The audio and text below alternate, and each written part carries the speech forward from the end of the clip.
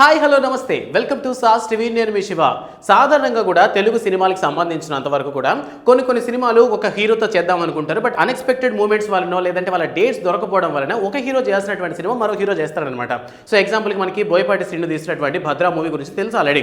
So రవితేజతో తీసినటువంటి cinema మామూలుగా అయితే జూనియర్ ఎన్టీఆర్తో తీయాలి.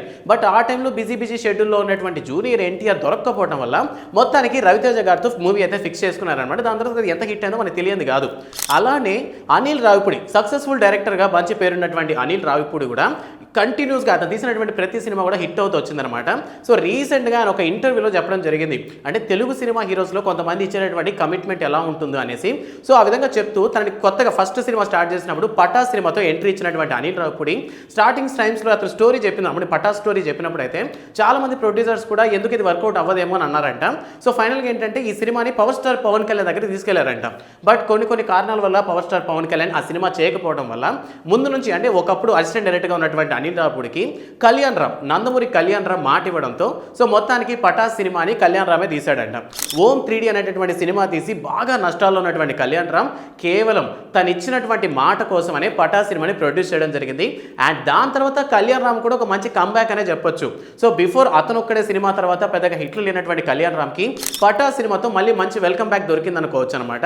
లైక్ ఎట్లా అయిపోయిందంటే ఒకనొక టైంలో పటాస్ ముందు పటాస్ తర్వాత కళ్యాణ్ రామ్ లైఫ్ అన్నట్టుగా స్టార్ట్ అయింది. సో ఈ విధంగా అనిల్ రావిపూడి ఒక ఇంటర్వ్యూలో చెప్పడం జరిగింది, పటాస్ మూవీ టైంలో ఆల్రెడీ నందమూరి కళ్యాణ్ రామ్ గారు చాలా బిజీగా ఉన్నారు, చాలా కష్టాల్లోనూ ఇబ్బందుల్లోనూ ఉన్నప్పటికీ కూడా ఇచ్చినటువంటి మాటను ఎక్కడ తప్పకుండా మొత్తానికి పటాస్ లాంటి సినిమాని చేయడానికి ఒప్పుకున్నారు.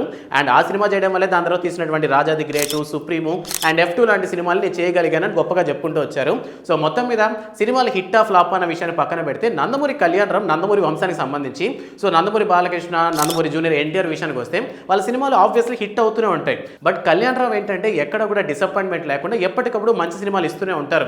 నాకు బేసికల్గా కూడా కళ్యాణ్ రామ్ తీసిన కొన్ని సినిమాలు బాగానే నచ్చుతాయి. ఎగ్జాంపుల్కి హరే రామ్ కావచ్చు, జై భవ కావచ్చు. సో ఈ సినిమాలు చాలా బాగానే ఉంటాయి. బట్ ఏమో మరి ఎందుకు ఫ్లాప్ అనేది తెలియదు. సో మొత్తానికి ఒక ఇంటర్వ్యూలో డైరెక్టర్ అనిల్ రావిపూడి ఈ విధంగా చెప్పుకొచ్చాడనమాట. సో కొంతమంది హీరోస్లో కూడా ఉన్నారు ఇచ్చినటువంటి మాటను తప్పకుండా. సో వాళ్ళు ఎటువంటి పరిస్థితుల్లో ఉన్నా సరే ఒక ఒక కమిట్మెంట్ ఇచ్చారంటే ఆబ్వియస్లీ దాన్ని నిలబెట్టుకుంటారు అని. సో అలానే పవర్ స్టార్ పవన్ కళ్యాణ్ కానీ ఈ సినిమా కానీ చేస్తుంటే పటాస్ లాంటి cinema power star Pawan Kalyan చేస్తుంటే ఆబ్వియస్లీ అది ఒక కొత్త ఫీలింగ్ అయితే ఇచ్చుండేది. But whatever Kalyan Ram చెప్పినటువంటి మాటలు నిలబెట్టుకోవడం వల్ల ప్రెజెంట్ నేను ఇటువంటి ఒక సక్సెస్ఫుల్ డైరెక్టర్గా అయితే రన్ కాగలుగుతున్నాను ఈ తెలుగు ఇండస్ట్రీలో చెప్పుకుంటూ రావడం జరిగింది. సో మీకు అనిల్ రావిపూడి ఇప్పటి వరకు తీసినటువంటి సినిమాలు అంటే అన్ని సినిమాలు హిట్టే. సో బట్ అనిల్ రావిపూడి తీసినటువంటి ఇప్పుడు ఈ 5-6 సినిమాస్లో మీకు నచ్చినటువంటి ద బెస్ట్ మూవీ ఏంటి అన్న విషయాన్ని కామెంట్ సెక్షన్లో మెన్షన్ చేయడం మాత్రం మర్చిపోవద్దు.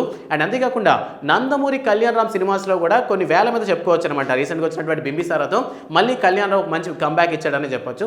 సో ఈ విధంగా మీకు కళ్యాణ్ రామ్ సినిమాస్లో బాగా నచ్చినటువంటి సినిమా ఏంటి అండ్ అలానే అనిల్ రావిపూడి సినిమాస్లో మీకు నచ్చినటువంటి సినిమా ఏంటి అన్న విషయాన్ని కామెంట్ సెక్షన్లో చెప్పడం మాత్రం మర్చిపోవద్దు. అండ్ వీడియో నచ్చితే లైక్ చేయండి. కొత్త మూవీ అప్డేట్స్ కోసం సాస్ టీవీని సబ్స్క్రైబ్ చేసుకోండి. Thanks for watching.